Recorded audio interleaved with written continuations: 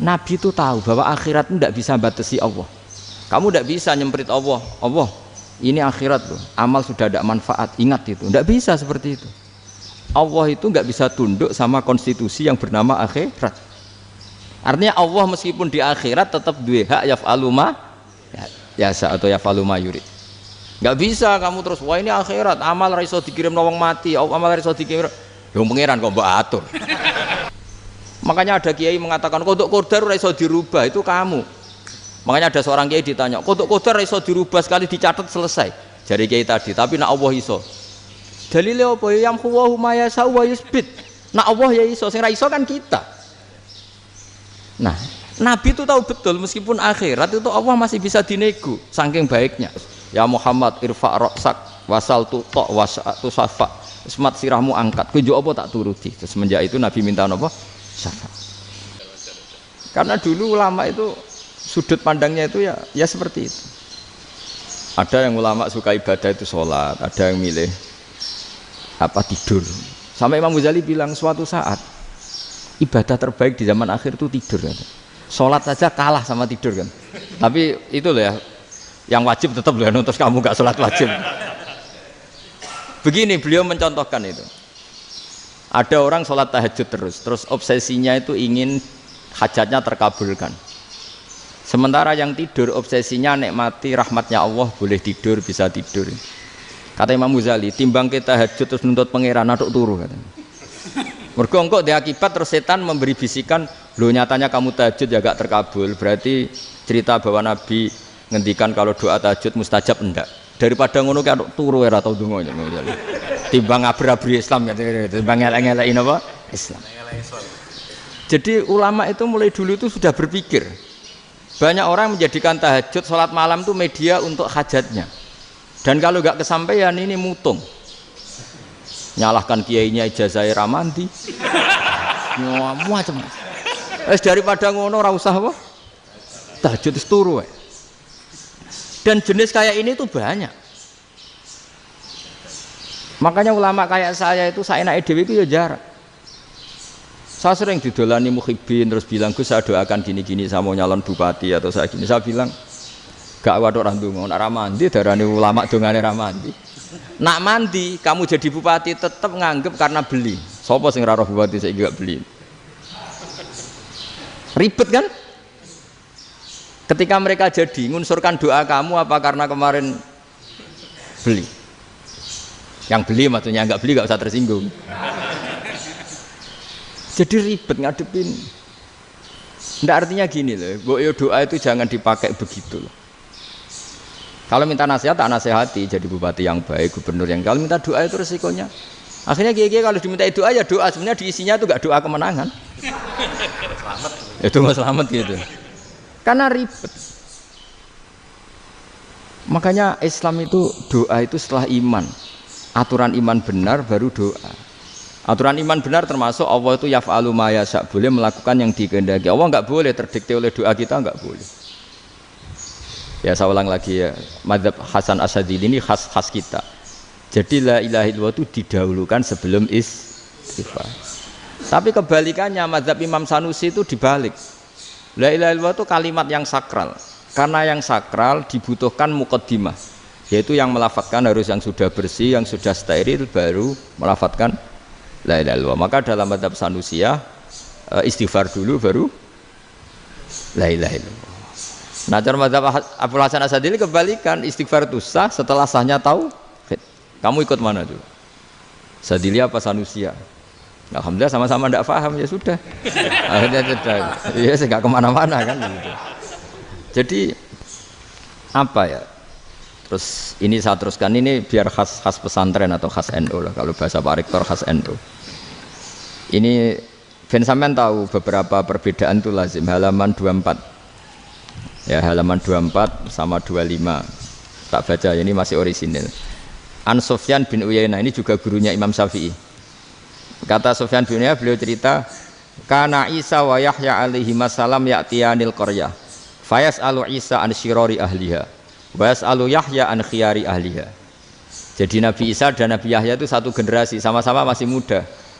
Kalau di satu kampung yang Nabi Yahya tanya, ini keluarga terbaik siapa? Saya mau nginap di situ karena kumpul orang baik itu nyaman. Kalau Nabi Isa kebalikan, keluarga terburuk mana ya? Saya tak di situ. Nah terus akhirnya faqala lahu Yahya, lima tanzilu ala syirarin nas. Kenapa kalau kamu bermalam kok malah kumpul orang-orang yang nakal? Innama ana tabibun udawil mardo. Saya ini nabi ibarat dokter. Di mana-mana dokter yang ngumpuli yang sakit, ngobati yang sakit. Makanya di NU itu ya banyak Kiai Jazab mengumpuli yang nakal-nakal. Nak tepak yang ngentas yang nakal, nak ora tepak ya katut. Ini adu nyali lah sudah gitu. Tapi itu ada ilmunya, yaitu niru Nabi siapa? Isa. Kalau kamu dokter penelitian tuh cari daerah yang banyak pandemi apa yang bersih? Yang banyak pandemi, karena yang namanya penelitian ya di situ kan. Kalau kamu dakwah ngentas kemiskinan, ke daerah miskin apa daerah kaya? Nah sama, kalau ngentas kefasikan ke daerah fasik apa daerah orang soleh? Fasik. Ya, tapi itu Nabi Isa. Nah kalau kamu tidak Nabi kan potensinya kan itu. Tapi setidaknya bahwa kita sering disalahkan karena punya beberapa tokoh yang ngancani fasik-fasik, itu sebenarnya ada dalilnya, yaitu Nabi siapa? Isa. Nah terus masalah tegas dan lunak. Ketika ada mahasiswa misalnya pacaran, boncengan lanang dan perempuan, itu pilihan kita apa? Kalau tegas, terus gak mau mendengar kita. Misalnya gini contoh gampang, tak beri contoh Pak D. Jangan orang tua, nanti secara fikih itu beda. Nah ini kan kita orang pesantren, nah, biasa ngaji fikih detail. Kamu Pak D seorang perempuan, mahasiswi misalnya, sering pacaran. Setiap ke situ sama pacarnya kamu diam saja. Padahal kamu dosen keislaman. Mesti pamanaan kamu nyimpulkan, ternyata pacaran itu tidak apa-apa. Buktinya Pak D itu tidak negur, menengahi. Ini berarti as-sukut alal mungkar. Tapi kebalikannya, Pak D ini terkenal keras. Nak rono mesti ada aku ponaan. Akhirnya yura rono. Mesti ngerti nak mesti diamuk. Nah, dua orang ini sama-sama gagal kan? Yang lunak menjadikan ponaannya pacaran terus karena enggak negur sehingga dikira membolehkan. Sing keras juga agak sempat bina wong rono era wani. Akhirnya dua orang ini sama-sama enggak ketemu, sama-sama enggak berkesempatan membina kan? Gagal membina kan? Karena yang keras ponaannya enggak pernah situ, berarti enggak bisa bina kan? Yang lunak membiarkan berarti juga ada bina. Nah, Islam itu antara dua itu. Ya agak terlalu lunak, enggak terlalu keras. Karena kalau terlalu keras, misalnya ada kiai terlalu keras, lu masyarakat mau tanya itu gimana? Lari kan? Lu saya ini punya pengalaman pribadi. Saya ini kan kecelok orang alim. Itu kalau pernah ya saya itu berusaha ya pokoknya ya umumnya orang alim lah. Tenang, terus anteng, enggak gejlok-gejlokan. Itu enggak ada yang tanya. Saya mimpi ketemu beberapa ulama itu disalahkan. Terus umat saya kalau mau tanya itu ke siapa? Wong alim wis wibawa, meneng tambah banget wibawan. Bala Quran sering gojlok rektor macam-macam. Terus wong wanita kok, saya biasa ke pasar pandangan dicegot orang. Gus, putri saya itu sering keluar darah tapi melebihi batas haid gini-gini. Kalau badhe sowan jenengan, gak usah sowan ning kene mbek ngadeg-ngadegan. Terus tanya, yang haid berapa hari, Gus? Ya supaya rudat ilal adat sebelum dia punya penyakit istihadah itu berapa? 6 hari ya sudah, kembali 6 hari lainnya mustahadah, tetap sholat, tetap normal. Tapi kalau sawi bawa moro pasar go tasbih duwilu. Iku mesti wong salaman njaluk donga yakin. Tapi baru kayak rada uraan ketemu wong-wong, dol pening ndi? Mak pening ndi? Gus beneran Gus ketemu jenengan kula wingi badhe tuwa kok. Akhirnya tanya. Dadi uraanku iku amdan. Lha nek sampean asli, iki asli uraan. Karena ndak uraan lah tetap ndak wibawa kan. Jadi baru kayak uraan itu ya banyak. Saya itu kalau ngantor di Jogja itu banyak orang yang tanya. Ya biasa tuh tanya macam-macam. Karena saya uraan. Ke pasar ya orang, bahkan di bis sering ketemu orang. Wah beneran Gus kalau badhe sowan jenengan badhe tanya ini. Ya sudah di sini aja. Jadi semua itu diilmoni. Nabi itu punya sisi yang dua-duanya jalan. Memang beliau luar biasa, dipilih Allah yang luar biasa. Nabi ketika wibawa itu banyak sahabat yang bahkan mengenali wajahnya aja tidak bisa. Ka'anna ala ru'usihim at-thair. Bayangannya seakan-akan di kepalanya itu ada burung yang takut terbang. Saking antengnya. Tapi Nabi sekali mengeluarkan job, sekali santai, itu sahabat tanya itu sampai yang nggak pantas ditanyakan. Nabi saya tadi kumpul istri saya, tapi tidak inzal, itu wajib mandi ndak? Aro'aita law anna ahadana ya'ti imra'atahu wa lam yunzil. Itu ya ditanyakan. Nabi pun kumpul ya betul saged inzal sepundi. Guys betul lagi. Terus ya ada yang tanya macam-macam. Ya saking ada sahabat dipanggil Nabi tambah lari, dipanggil lagi tambah lari. Panjenengan nyeluk, oh pas kula kumpul bojo kula. Lah kula kuwatir jenengan orang suci, saya belum mandi, makanya saya lari. Nabi ngendikan innamal mukmin thahir, ya nak masalah ketemu kiai ra apa-apa ijek junub. Sementing kok nak salat ya adus sik. Tapi Nabi sekali pakai madzahirul jalal, tapi pakai wibawanya, itu orang enggak berani ngomong. Tapi sekali Nabi rileks, itu orang bisa tanya apa saja, termasuk halal yang enggak pantas. Lalu ada sahabat itu tanya lucu, tanya Maimunah. Maimunah itu ya cantik tapi sudah agak tua lah. Maimunah, ya umal mukminin, hukumnya ngambung bojo pas Ramadan piye? Wah gak roh aku, gak tahu diambung kan Nabi pas Ramadan. Tanya Saudah, wah malah ngarah diambung. Kalau Saudah itu kan wis tuwa itu. Lucunya istrinya jawab, tanya Aisyah yang mungkin Nabi. Iya, yang mungkin tanya Aisyah. Itu yang usul ya istrinya Nabi Maimunah. Selalu Aisyah. Tanya Mbak Aisyah. Ya Amirul ya umal mukminin gini-gini. Aisyah yang cantik masih perawan kan. Qabbalani Rasulullah bahwa oh Nabi biasa ngambung-ngambung pas Ramadan dan beliau tetap puasa. Akhirnya fakih ngarang kan wa takbil fi Ramadan wa tublah la tubtilu shauma ngambung ora. Iku ya udah biasa di sini. Ya nasi bojone ayu. Ndak ini artinya seasik itu. Jadi garwane Nabi sing ngrasa rodok tuwa. Wah, aku ora tahu. Kok Aisyah. Serilek itu dulu itu. Maksudnya orang Islam pertentangan itu. Maksudnya ini ya balik semua ini bedanya orang pesantren sama orang kampus. Kalau orang kampus mau cerita agama itu rahmatan lil alamin, tapi nyontokno rileke ora iso. Agama itu rilek, tapi nyontokno rileke ora iso. Mergo ya rapati ngaji. Contohnya ora iso, dadi mau gawe kaidah kok Islam itu rahmatan. Jadi Nabi itu lah, Allah juga gitu. Allah itu kalau sudah memperlihatkan madzahirul jalal, itu mbok malaikat Jibril rawani. Ketika Allah dengan madzahirul jalal. Tapi kalau Allah dengan madzahirul jamal, madzahirul apa? Jamal. Iku yo gojol-gojol kan ambek makhluk gojol. Yo buli-bulian cara sakniki. Ya sampean delok ning hadis syafaat itu, akhiru man dakhalal jannah atau akhiru man kharaja minan nar, itu di beberapa judul. Ada seorang rojul yang ahli neraka ya, dintas mbek pangeran terus didudono swarga. Gusti, swarga sengiler tok ora wong wayu roh wis ngiler tok. Ngger njaluk Gusti mosok roh tok ora oleh mlebu. Jarimu asal mlebu metu kon neraka ora njaluk-njaluk meneh. Sumpah lho ya, gak njaluk apa-apa meneh. Mboten Gusti. Sekali saya keluar dari neraka ndak akan minta apa-apa lagi. Wis. Wallahi, wallahi. La as'alu ghairaha. Mesti ghaira khoslah, ghaira tilkal khoslah. Ya niku pokoke selain keluar dari neraka saya ndak akan minta lagi. Didono swarga wong do kelon seru wibet kan. Sing bojone elek kan dendam dadi ning swarga iku. Swarga wis macam-macam.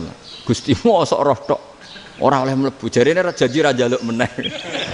Akhire ya wis didelokno neraka. Jadi pangeran jawabe gampang, didelokno neraka. Roh neraka begitu menyakitkan, begitu ngeri. Sudah Gusti saya ndak minta surga, sementing enggak masuk neraka. Rabbana srif anna adzab jahannam. Setelah lama itu diadepno swarga njuk mlebu swarga, terus diadepno nang neraka. Akhirnya ya sudah. Saiki mlebu swarga gak apa-apa. Iku jawabe lucu. Atas taziu jenengan ngenyek kula. Wong karwan ahli swarga kok mlebu swarga. Terus akhirnya mlebu swarga, kan mlebu swarga tamanna, sangen-angen sing mbok jaluk apa? Orang angen-angen yang indah-indah, laka wa asratu amsal, ya siku tak turuti wa asratu amsalih lan lipatan ke-10.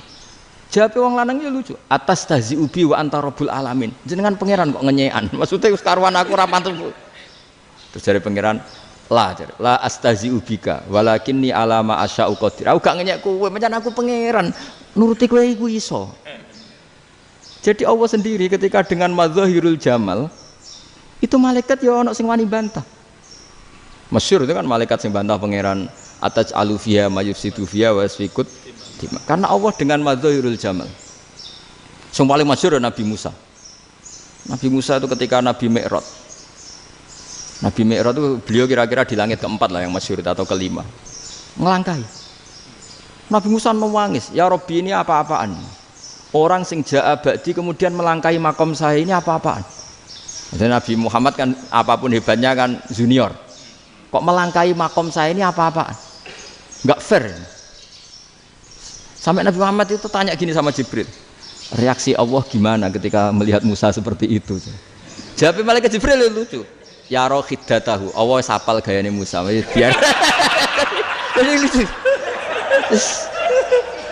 Ya dibiarin aja sama Allah. Tapi yang jenenge Nabi Musa itu kekasihnya Allah, tetap berkah bagi kita. Betul. Ketika setelah Mi'raj diwajibkan sholat 50, gentena Nabi Musa kelihatan nabinya.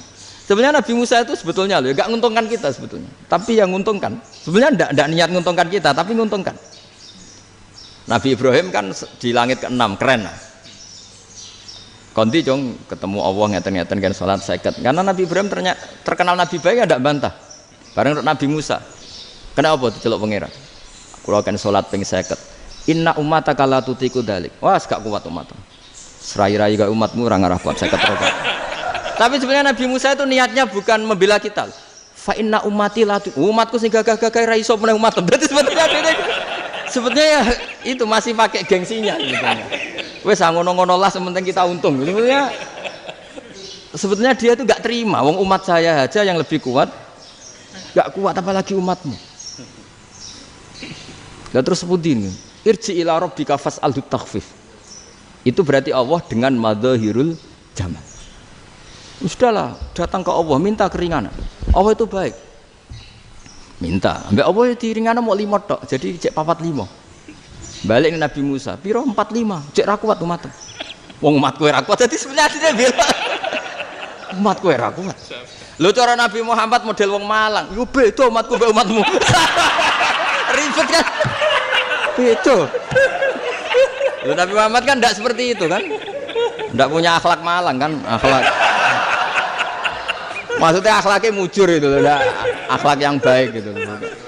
Ya akhlak yang mujur, bukan yang Malang gitu. Jadi Nabi ya manut. Tinggal 40 kan, dikurangi lagi 35 sampai 9 kali kan, masyhur itu. Ya kan kalau dikurangi 55 kan berarti turun naik kan 9 kali. Lalu itu setelah 5 itu Nabi Musa aja usul, masih ragu. Itu cara Nabi munggah nentek. Ini entek ya. Terus iya doa tuntas betul. Sebebas. Terus munggah ado-ado lha opo? Ngapain itu? Akhirnya Nabi Muhammad sudah sampun ya kalimah Allah, saya ini malu sama Allah Musa. Sudah 9 kali dan diturutin terus. Jadi Allah kalau dengan madzahirul jamal itu Nabi Musa biasa nego sama Allah. Tapi ketika Allah dengan madzahirul jalal itu Nabi Musa enggak berani. Yaitu di hadisus syafa'ah.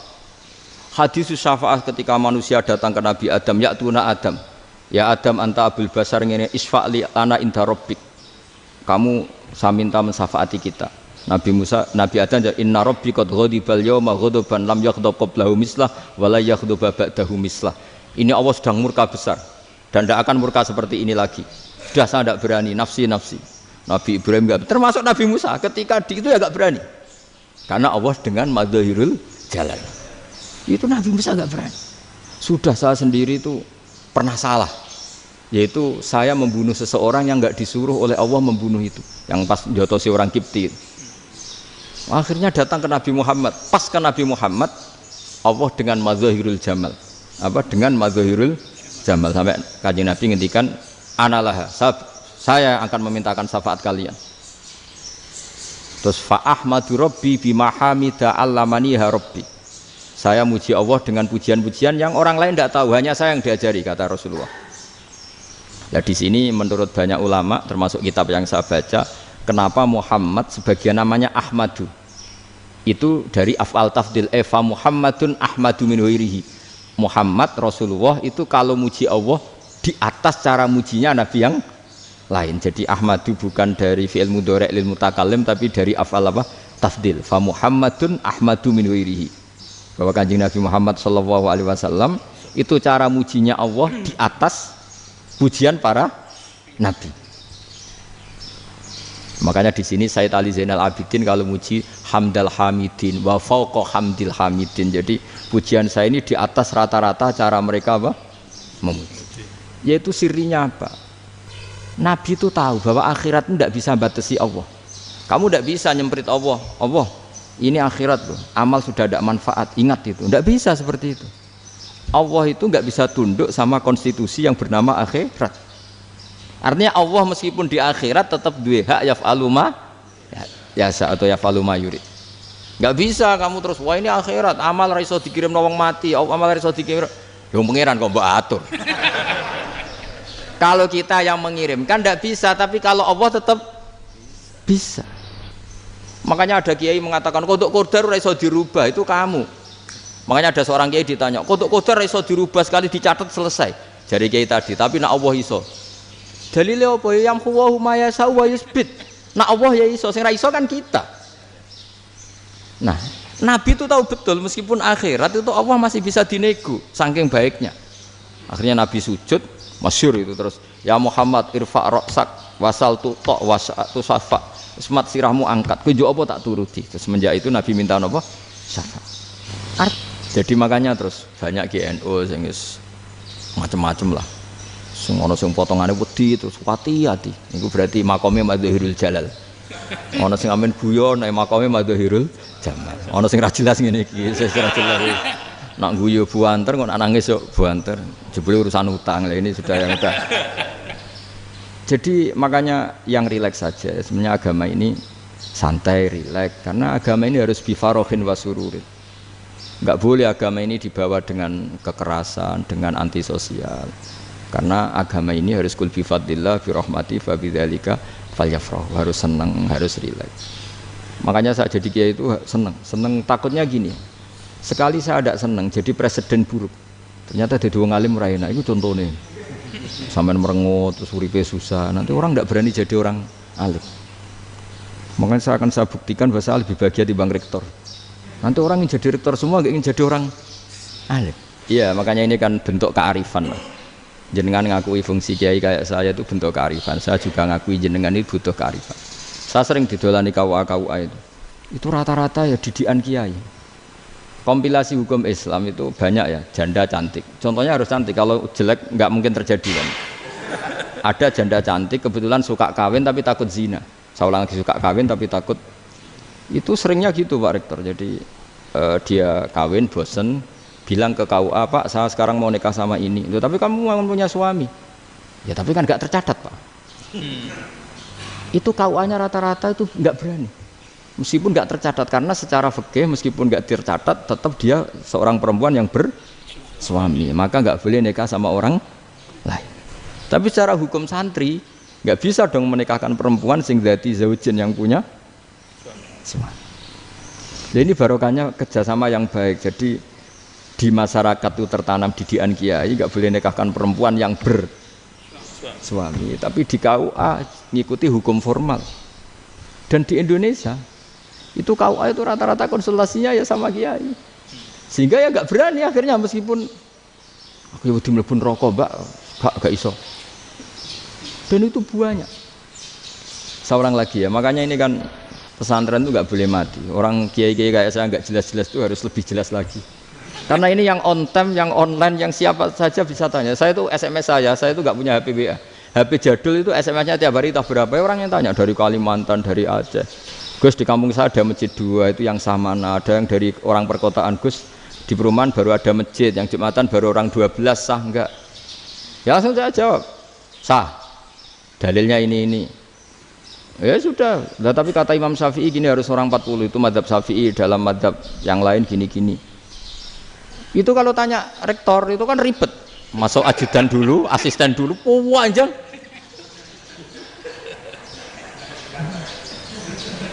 Wah itu kan ribet kan.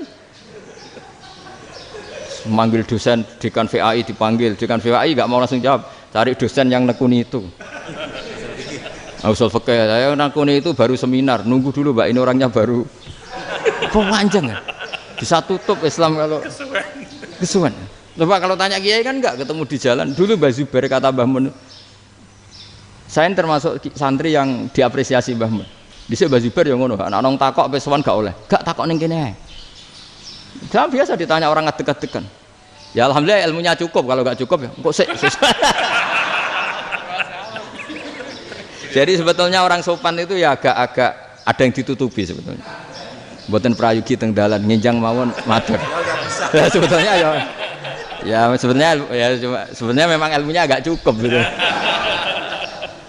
Tapi itu sebenarnya secara fikih itu haram, menunda itu haram.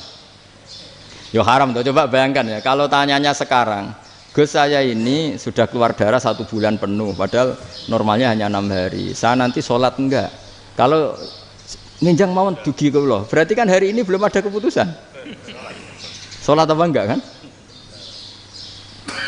Tapi karena modus tadi, boten prayogi nggih ngendikan ngoten teng dalan nginjang tengen kula. Itu kemungkinannya 2, sopan atau goblok itu saja. Kayaknya kalau sopan enggak lah. Kayaknya enggak lah kata. Karena secara fikih itu jelas haram. Bagaimana mungkin sesuatu yang harus dipraktekkan nanti duhur dijawab besok, berarti duhur, asar sampai subuh belum ada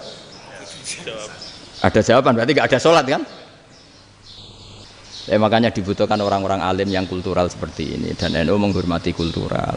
Tapi Mbah Mun juga sangat menghormati Islam formal, karena tadi produk-produk formal itu bisa dilembagakan oleh negara, dan itu kita ikut untung.